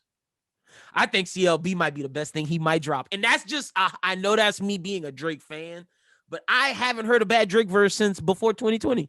See, but I don't think I've ever heard a bad Drake verse since like early Drake. You know what I mean? And then even then it was just like, all right, that's cool. It's not really impressive, though. Well, I mean, like, we not getting the hotline blings right now. Yeah, we not getting the one dances. Yeah, I see that. We getting rap. But when I listen though, and I hear those type of songs, I might be disappointed in the sense of like, that's not what I wanted from Drake. But I definitely see the purpose, and all those songs you named was out the park. That's true. Like, One Dance was crazy, Hotline Bling was crazy. Like, that's true. It just doesn't it don't do what we looking for it to do as Drake fans. But that's true. There's a reason when he come out with them. Yeah. But you're right. He hasn't been in that bag at all. Not at all. It's been straight rap. That's why. And he's been going crazy. It's been really going crazy. It's been nuts. So like, he got to drop in. Who you think got more pressure on him, Kendrick or Drake? I think it's got to be Kendrick. I think it has to be Kendrick. Yeah, even though I do think Drake got to come with it, Kendrick got to have the most pressure. I don't know. I might debate that it's not Kendrick, just because Kendrick don't really put that pressure on him. Like, Drake put the pressure on himself by announcing a release date. We don't know if Kendrick dropping this year. We're assuming. Yeah, Kendrick can legit just be like, you know what? I'm not feeling it still. Like, I'll just wait.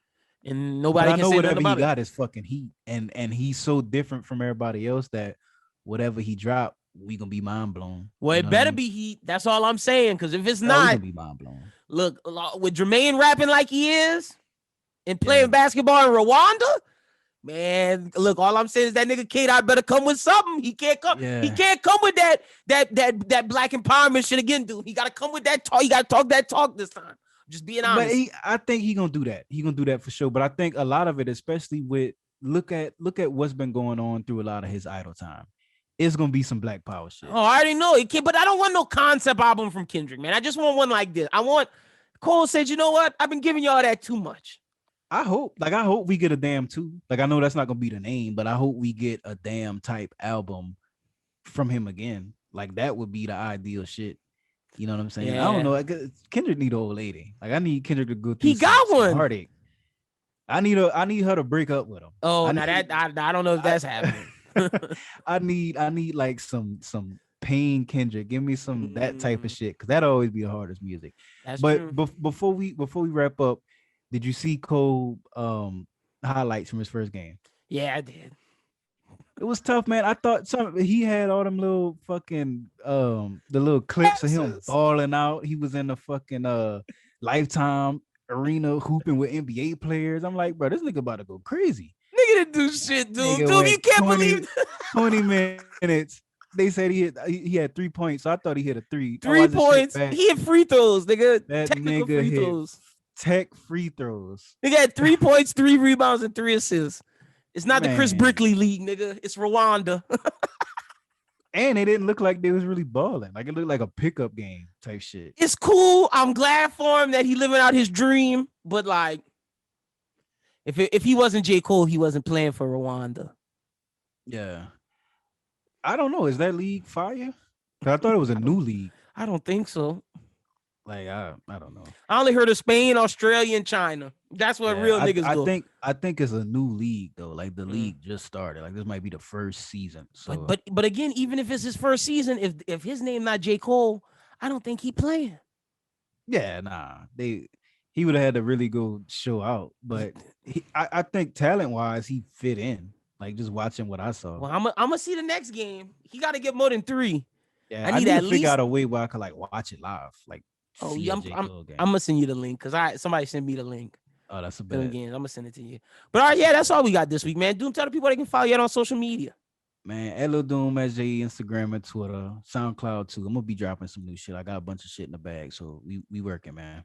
Fuck yeah. Make sure y'all go follow Doom, check out all of his music. And with that being said, let's get into the ad and the song of the week, and then we're going to finish up the show with Bros Who Ball. This episode of the Bros Who Think podcast was brought to you by the law offices of Lucretia Picante. If you need a lawyer, if you have not been paying your child support, if you got baby mama drama, whatever it may be, she can help you. You've been injured in a car accident? Call Lucretia. You got your baby mama not showing you your kids on the weekend? Call Lucretia. Whatever it may be, you need a divorce from your wife? Call Lucretia. Look, you can find the law office of Lucretia Picante at 124 West Washington Street, New Iberia, Louisiana, 70560, or you can call the number 337-374-1202. Again, any of your marital dispute issues, child support needs, baby mama drama, call Lucretia. But with that being said, let's get back to the song of the week. It's time to get into the sports segment of the show called Bros Who Ball. Joining me as always, Mr. Adam Schubert. But look who's back! The boy! It's NBA playoff time. We got to pick the playoff games. We got to pick the play-in, talk about it. Mr. Justin Baptiste. I'll come to Justin first. Justin, how are you doing? Glad to have you back on, sir. Oh yeah, I'm doing good. It's been a while, but I'm back. I just been busy. You've been grinding, man. You've been coaching. Exactly. You know how it is, man. But at least you studied up on what's going on, and you are ready to discuss. Because we're gonna need your insight for sure. But also join us, Mr. Adam Schubert. Schubert, how you doing, brother? I've been doing pretty well, man. I haven't watched a ton of NBA in the past few days, to be honest. I watched, say, 6 of the 8 games of the first round of lacrosse NCAA tournament. So that's more of what I was focused on this weekend. I was watching a lot of movies, NBA and WNBA. Haven't been watching anime. But I am getting into the WNBA. I picked my team. I'm pulling for the Las Vegas Aces, so I'm planning on covering them. Aces. It's all about the Liberty, bro. Why'd you make that face, bro? About the Liberty. Get out of here. No, sir. Do you want to cover? Do you want to pick a team and we can cover them for the rest of the season? I'm only 32 games. I like that. I'm trying to promote it, man. I'm trying to promote the WNBA. Got some WNBA coverage on the radio show I do. And I'm trying to promote it. I've always told people the most fun sport that I ever called was women's basketball, and they always give me a weird look. I've always said that. I'm always down. All right, yeah. So I'm gonna do the Aces. Schubert, you can do the Liberty and lose. Justin, who you pulling for? Do you not know a team? I threw this on you last minute. I did. I like the Lynx. Lynx. Apparently they're gonna be good. So we'll see. All right, yeah, we'll keep up with it. My Aces are 0-1 right now, and they're about to do I think some cup, some opening season tournament soon. So we'll talk more about that later. But all right, yeah, let's get into the NBA. Playing game action is set. Spurs are playing the Grizzlies to see who's gonna, get to play like the Warriors and Lakers. And the Warriors and Lakers are in the play-in tournament in the West. In the East, it's the Hornets and Pacers, and then the Wizards and Celtics. The Wizards and Celtics are playing for 7th and 8th, and the Pacers and Hornets are playing to see who's going to play for 8th. So yeah, the way it's gonna go, 8 and 7 play each other. The winner goes to the 7th seed. The loser plays not the winner of 9 and 10. 9 and 10 winner has to beat the 8th seed twice to get to the 8th seed. So, all right, yeah, playing game lit. Justin, who are you liking? Let's start off with at least the playing game. Let's start off in the West, then we'll go to the East. Who are you liking in the West to win that playing game? Warriors, Lakers? Is it guaranteed LeBron wins, Steph Curry, and them getting the 8th seed? I mean, that's so hard because it's a championship team in the Lakers, but then you also have a championship quality team in the Warriors with how they've been playing. Stephen Curry's playing at all-time highs. Scoring champion, Stephen Curry. Scoring champ. And I mean, Steph versus LeBron, AD versus Draymond. AD is better, of course, but I like the Warriors. You think they're going to beat them? I got the Warriors. Justin, that's nuts. You're coming back on the show picking the Warriors to beat the Lakers in the play-in? Steph Curry is hot right now, man. Draymond Green. Did you not see how LeBron played today? Did you not watch that? I understand LeBron played, but Stephen Curry had 42 tonight. Like, he's on fire. LeBron had 25 in his first game back, man. Put some respect. The Lakers are about to smoke the Warriors. Schubert, am I off? Are you with Justin? I'm not with – I don't think that – I think the Lakers are going to win, but I don't think it's as easy as you're saying it is, Lyndon. I think it's pretty close. I think Justin's making a lot of really solid points. The Warriors are a team that doesn't lack a big game experience, at least with their top tier. The only issue is matchups. Who's going to be able to guard LeBron? But on the flip, who's going to be able to guard Steph? So, I think it's going to be a tale of two stars and which star outperforms the other. I don't think Andrew Wiggins ready for this light. I'm going to just keep one it game. It is just one game. That is true. So we're going to see. So Justin's rocking with the Lakers. Rocking with the Warriors. I'm rocking Lakers. Schubert's rocking Lakers. Yeah. Lakers, yeah. So I think the Lakers will be the 7th. Justin thinks the 8th. Schubert thinks the 7th. So that means the winner of the Spurs and Grizzlies will play the other team who loses. I think the Grizzlies win this. I don't see the Spurs winning this. Yeah. I say agree. I like Ja in this. I think he's next up. I don't think the Spurs. I mean, the Spurs they have DeMar, but they played the Suns to 1 point the other day. Yeah. I mean, good team, but I just think Ja Morant is playing at a pretty high level right now, and he's getting help. Like that's the thing. DeMar gets 23. And Jakob Poeltl gets a random 17. You get a random 12 from Rudy Gay. Like, that's not consistent. You can't rely on that. You need DeJounte Murray, Keldon Johnson, and Lonnie Walker to be the people getting those 14 and 17 points. Whereas with the Grizzlies, when you look at their most recent game against the Warriors, yeah, they lost, but you got Jaren Jackson getting 14. You got Jonas Valanciunas getting 20. You got Ja getting his. You got Dylan Brooks. You can rely on those guys more consistently than you can with the Spurs. So I'm picking the Grizzlies for consistency purposes. Yeah, they're definitely more firepower too. So Grizzlies. Schubert, who you rocking with, Grizzlies or Spurs? Going Grizzlies as well. Yeah, I'm going Grizzlies, yeah. Let's go to the East. Wizards and Celtics. I think this is interesting. Well, we're not going to talk about whether or not we think the Grizzlies can make it. Oh, Pat beating the Warriors? That's good. Beating the Warriors? Maybe. You think they can beat the Warriors to play the Jazz in the first round? They got to beat them twice. Not if Steph goes 46, 7, and 9.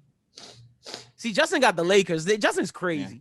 But I think the Grizzlies lose no matter who they play, Lakers or Warriors. I think it's the 7 8 is Lakers and Warriors. So, and I was thinking it kind of sucks because it sucks for the Jazz and the Suns. Oh, the Jazz are getting screwed. The Jazz. That's what I'm saying. If the Jazz have to play LeBron James, they're getting swept in 4. Even the Suns, though, they could beat the Warriors, but I'm saying you have to see Steph in the first round.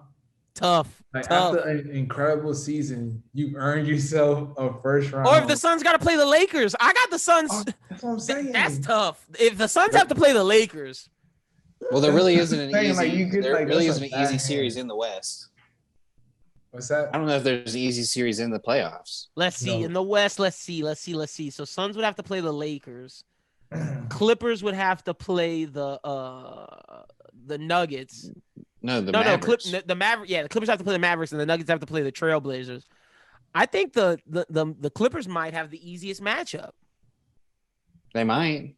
because Porzingis is no help. Like, what has he been doing? He's just been Schubert. Y'all made the right move getting rid of his ass. Well, yeah, he was also, doing nefarious things behind the scenes that everyone refuses to let, him Come get to punished for. Yeah. But Oh, did we not see last season? Remember So that are you last picking season? them? Are you anti-Clipper Remember that? still? You remember what happened last season? They beat them. Barely. barely. Don't clown. Barely. Don't clown. That's what I'm saying. Not easy. I think the easiest one is probably the Blazers and Nuggets because the Nuggets, they don't have Murray. See, this is where I gotta come You at want you. Dame and CJ. Look, healthy I'm not buying Dame and CJ because they've been losing. When you look at the Nuggets with Jokic, Michael Porter, and Aaron Gordon, Okay. Michael Porter has been balling. Michael- The Trailblazers cannot guard the Nuggets. The issue comes down to, is Michael Porter ready for the playoffs? That's the issue. But if he is, Michael Porter been killing. Hey, you have a point, bro.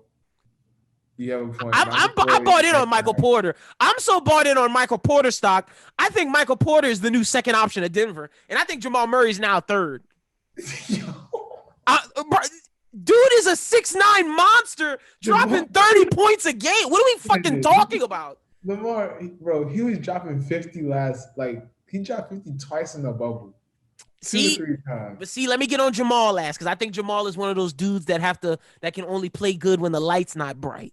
Because I was waiting to see if he was going to aren't bright.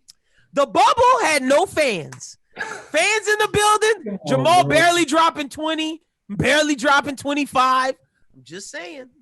I like Jamal Murray, but I'm just saying, why we didn't see no 50-point bombs this year? Okay, we're going to see it. You are right, because you had a lot of guys going off. That was unexpected. Where's TJ Warren at this year? I'm just saying the bubble played into it, not having to play in front of people. And Justin, as a former hooper, is different playing pickup games in the gym with just hoopers than playing in front of fans. You know that. Yeah. Some guys just thrive in pickup games. Thrive. Now, my counterpoint question to that would be: is there anyone that thrived in the bubble that you think has not thrived this season? Jamal is one of those people. Even though he's injured now, so Warren. Who? TJ Warren definitely not showing up like he was in the bubble. I'm trying to think of some other people. What about the Heat guys? They're going to be interesting to see. They're going to be very interesting to see in this playoffs because I think they're the dark horse when we talked about the East. But if Tyler Hero and Robinson don't show up, there's issues with them. Well, they're going to have to play Milwaukee first, and that's pretty tough. Well, let's get to the East in a second real quick. We'll get there. But is that all the West? Like, I just had to show my Michael Porter love. That's all the West? All right. Let's go to the East. Let's start with the play-in. Do the Wizards have a shot at beating the Celtics? Like, do they have a real shot? Oh, most definitely. Yeah. But is Beal hurt? Oh, Bill.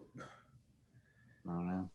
I haven't heard anything on him recently. Let me see. He played tonight? But I thought he got hurt in the game too. I might be tripping. I thought he did though. I thought he pulled something in the game, but he played through it. Like he was like, "Fuck it, like I'm playing still." Yeah, I don't know. I know they beat him. Yeah, they beat the Hornets tonight. We're gonna see. If my thing is this, if Bradley Beal is healthy, then I definitely think they can beat the Celtics. If Bradley Beal is not, then I think the Celtics can beat him. Got the Celtics. He had 25 tonight. Bradley Beal. Yeah, good game. He did. So who you got winning that one, Justin? Celtics or Wizards? That's a good one, man. Because it's like the Celtics, they've been here every single year. The Wizards, they kind of just play their way in, but they got two superstars who can just go off at any moment. They do. I mean, that's tough, man. I'm going Celtics, man. I'm telling you, because if my caveat is if Bradley Beal's healthy, then that changes things. But I don't think he is, so I'm going Celtics. I gotta think about it. All right, Schubert, who you going with? Schubert going in. I'll come back. I want to go with Washington, and my reasoning behind this is strictly based upon the question I posed to you last week, Lyndon. How long are we going to give Brad Stevens slack? A pass? Yeah, true. It's come next year's the end. I'm telling you, next year is the last year that any of all this wonder kid, Brad Stevens, best coach in the league, that it's been quieted up. But like you said, I think if next year he doesn't get it done, he gets fired. For years and years and years, I made it a point that Brad Stevens is an X factor to this group, and I'm done.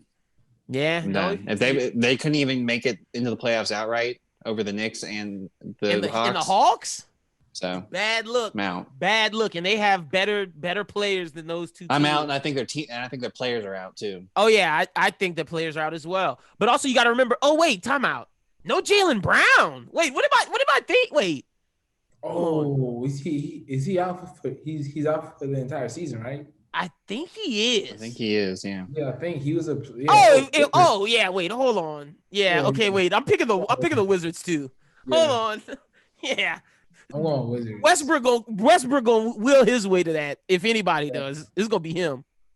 Yeah, that's. I mean, you got Jason Tatum still, who could probably drop 45 or something like that. He got an incredible night. I mean, he has 60 already. So okay, so let's say the Wizards win and become the 7th seed. Who do you have winning, Hornets or Pacers? I got the Hornets winning. Oh, Hornets. I got Hornets. Does the Hornets beat the Celtics to get into the playoffs? Oh yeah, so I have the Wizards beating the Celtics, and then I have the Hornets beating the Celtics. So Schubert, now if Brad Stevens doesn't even make the playoffs, LaMelo Ball, it's gonna look bad for him. I 100% agree with that. That's my guess too. I think the Hornets make it.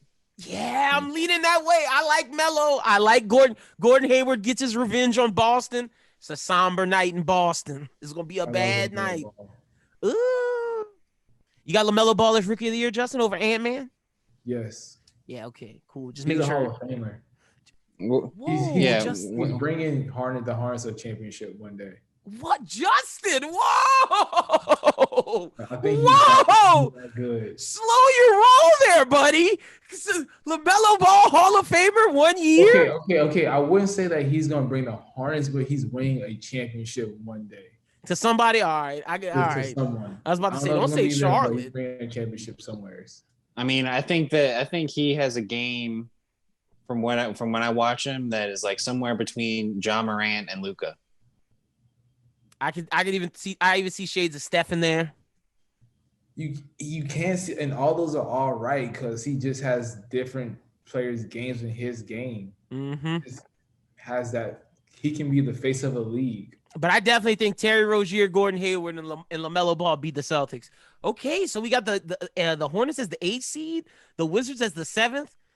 I think that fun time story ends there because I believe both the Hornets and Wizards get smoked by the Sixers and Nets. The Nets came out today and was like, "We back!" That alley. The Nets look good, baby.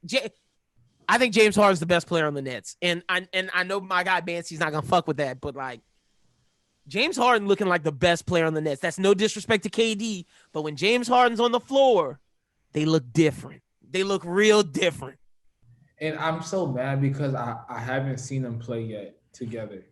So they look like just a completely better team, different team. Completely different. James Harden adds just another dynamic of, you can't guard them. You really can.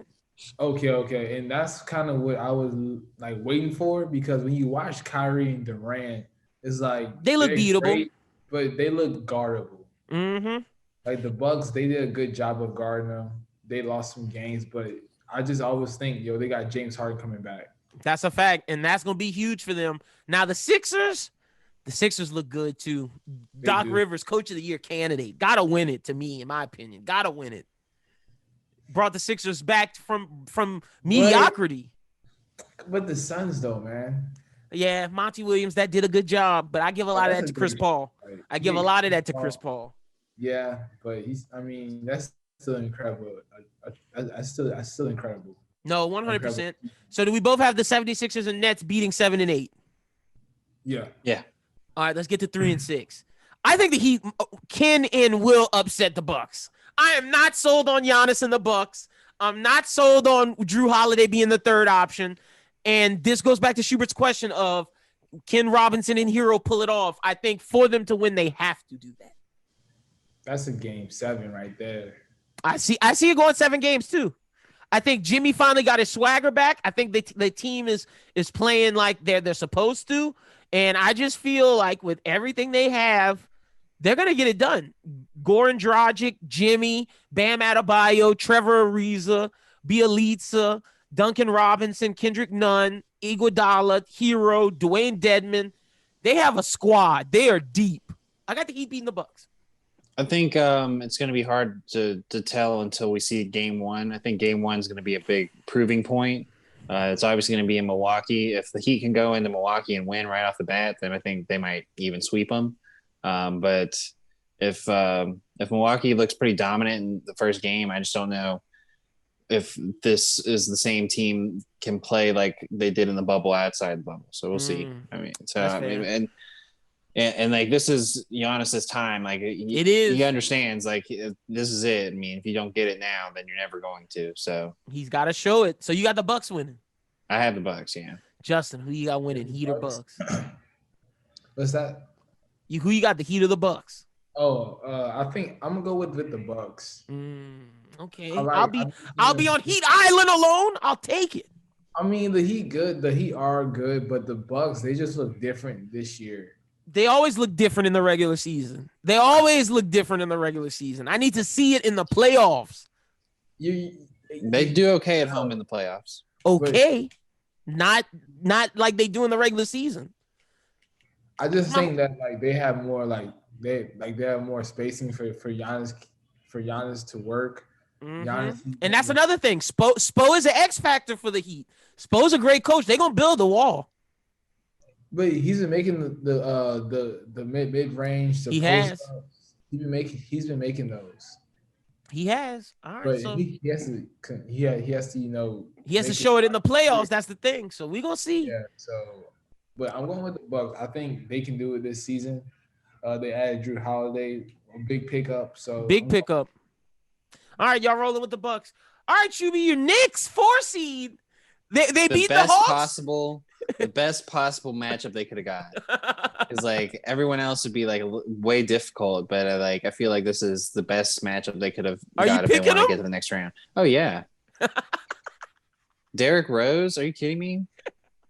Derrick Rose is gonna stop Trae Young and all that nonsense. Justin, let me give you some props. Your guy Trae Young beating the Knicks in the first round. Let me give you some props. Nate McMillan and the Hawks are beating the Knicks in the first round. I agree. They're not tough enough. It don't matter if they're tough. They're talented. The Hawks go with Bogdan Bogdanović, Huerter, Trae Young. Who else? They're just killing. Have Capella, like they are just killing. They also have John Collins.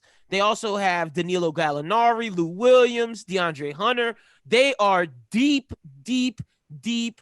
I'm picking the Hawks to win. I think it'll be a 7 or 6 game series though, but I do think the Hawks get it done. And I do think Nate McMillan, superior coaching to Tom Thibodeau. And I just think no one's going to be able to keep up with that team. The Knicks are going to have to rely on Derrick Rose to be their secondary option. RJ Barrett is trash. Like y'all have no one is behind Julius Randle that can pick up the slack. The Hawks not only have Trae Young, they have Bogdan Bogdanović, but let's say the 2 young dudes don't ball. They got Lou Will and Danilo Gallinari that can come off the bench and carry games for him. Danilo Gallinari hasn't carried a game since 2012. He won a playoff game last year with the Thunder. With Chris Paul. Don't do that. You're just trying to pull for your Knicks. Y'all getting smoked, bro. I mean, it's an accomplishment that they made it though. It is. I'm telling y'all, y'all need and another on the hosting star. side, four seed. That's pretty. Playoff strong. game in Madison Square hasn't happened in a long time. That's big. Now, if I was a free agent now, I'd maybe be considering it. Devin. Donovan or Devin. No, like that. Look, Jaylen Brown. Y'all are a destination place. No, not Jaylen Brown. Jaylen Brown resigned for the Celtics. Y'all need Jason Tatum. Jason Tatum or Donovan Mitchell. Donovan Mitchell's the one he's trying to get, and I think it's very possible. Donovan Mitchell. All right, so that's the playoffs. Cool. So we got our first rounds. Not going to pick any more rounds today. We're just picking the first round in the playing games. But I'm excited. This is going to be a good playoff series. Justin, who's your MVP? Chris Paul.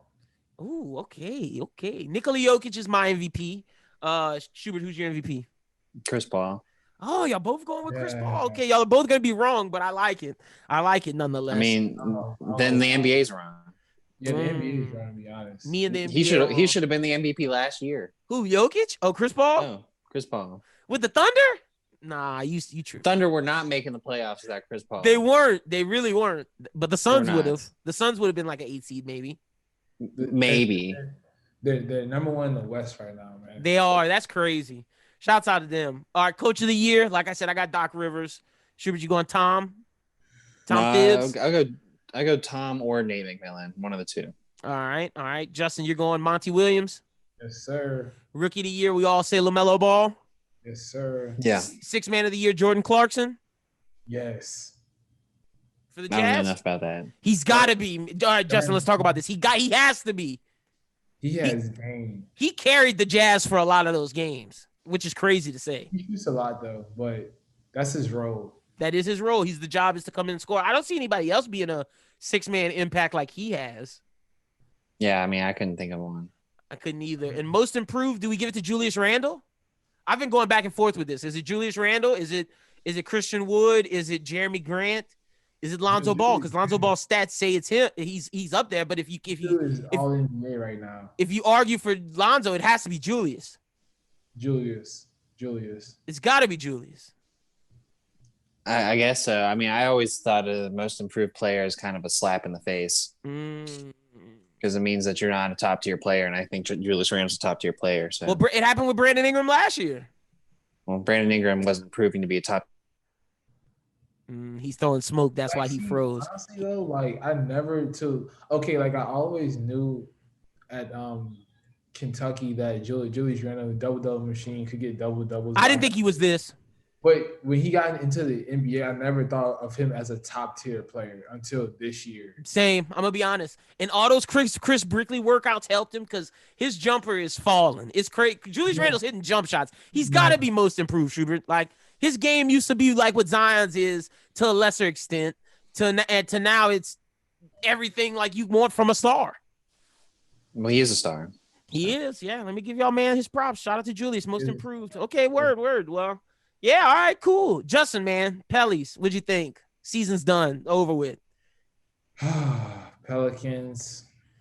I'm not gonna say it's a failure, but I think next year, if they don't make the playoffs, it's a failure. It's a young team, man. Next year's the year, though. They got to make the playoffs next year. It's a young team, man. Like that's that first year. I mean, they're still. And this was truly Zion's first year. This was truly Zion's first year. Yeah, exactly. So I mean, things take time, and he looked good though. The NBA, what's that? He looked good though. Yeah, Zion definitely did. That definitely did. But I mean, the NBA, you got to win like right now. So of course he has to make it to the playoffs. But I mean, like year 2.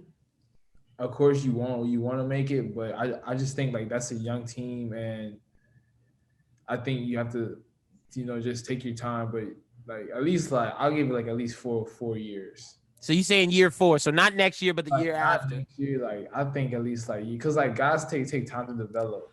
I think if they don't make the playoffs next year, it's okay.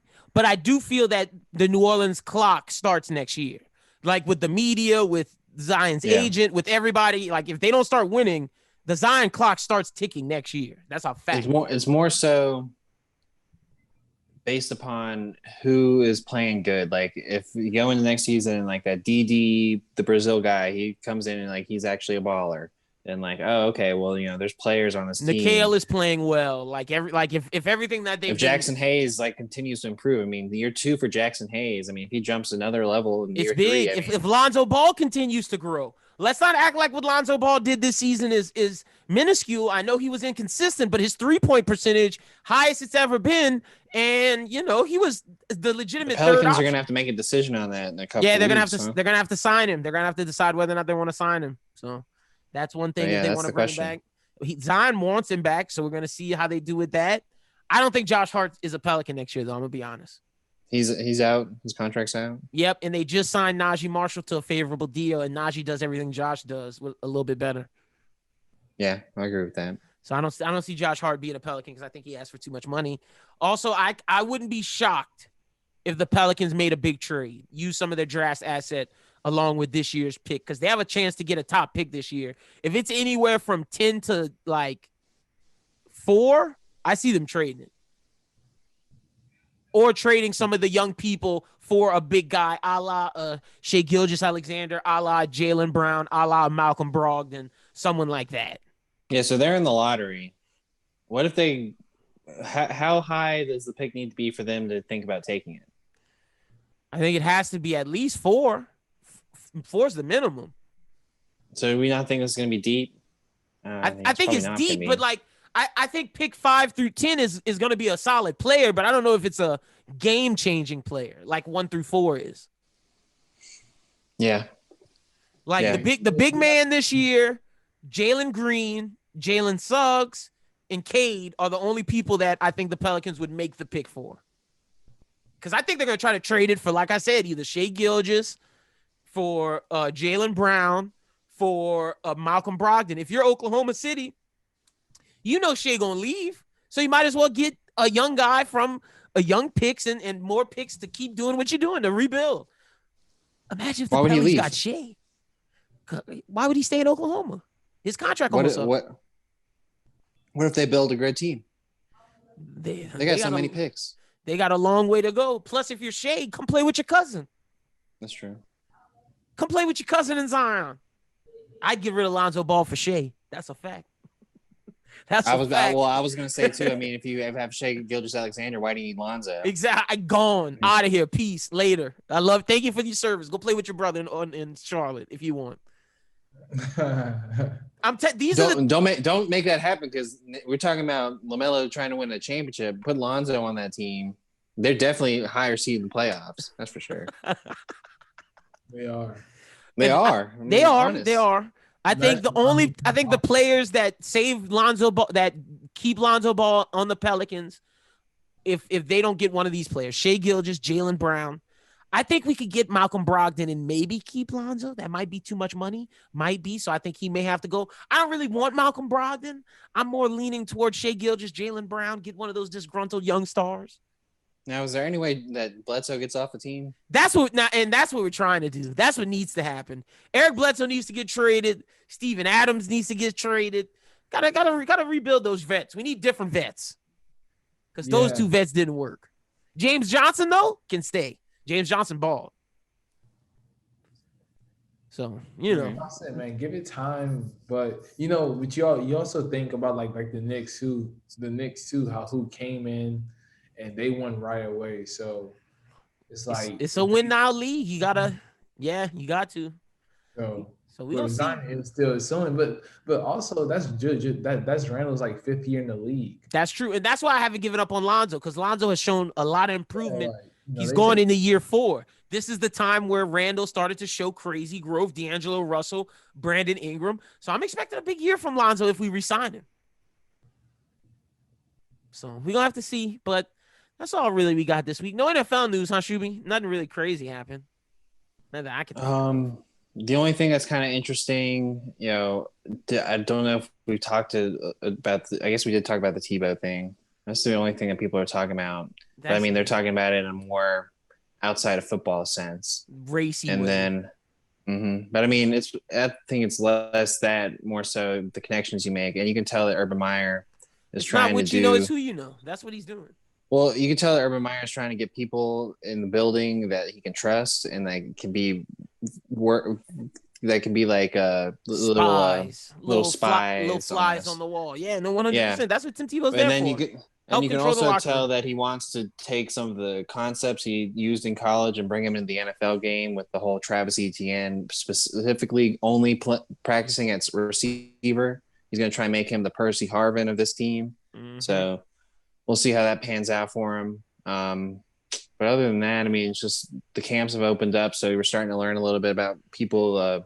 Philadelphia saying Devontae Smith is as good as advertised. The Giants brought in Kelvin Benjamin, but he's going to play tight end, so they're trying to reignite his career. But he's going to be in a tight end room with Evan Ingram and Kyle Rudolph, so I don't know how much time he would actually get on the field. And he fat. Yeah.